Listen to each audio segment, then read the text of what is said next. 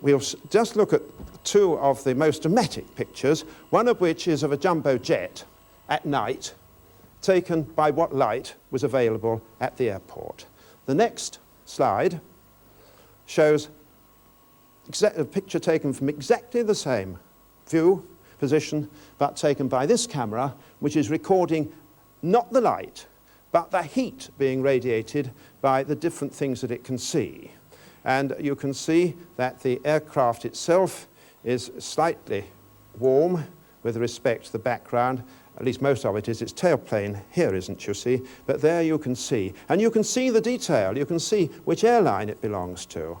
And these improvements, which have taken place in the last 2 or 3 years, really have changed the situation out of recognition. And we can now actually, with this camera, which is here, have a look and see what it can see. And if someone will come and operate the camera, its visual presentation is here, but it's entirely compatible with the BBC television, and the signals can be fed straight in, and so we'll be able to see them on the monitor. And now you see we've got no light pretty well in the lecture room, and there you are, all radiating. Your faces, well, would you like to hold your hands up? And you see at once, there are your hands showing up, or wave them about. Even separate fingers are being seen, you see, like that.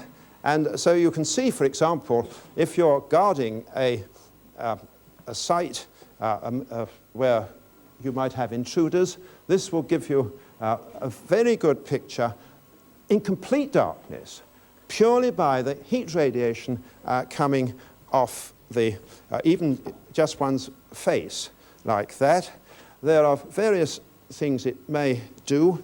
If I can find, oh, here's a sponge. I'll go out in front for the moment, and one can,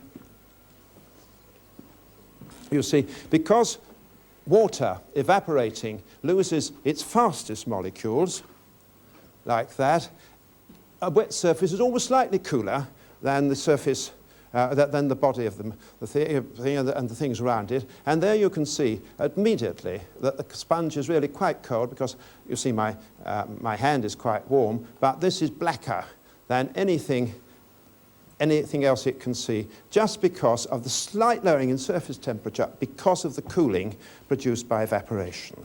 So there is that. I wonder what happens if we put this in front of it.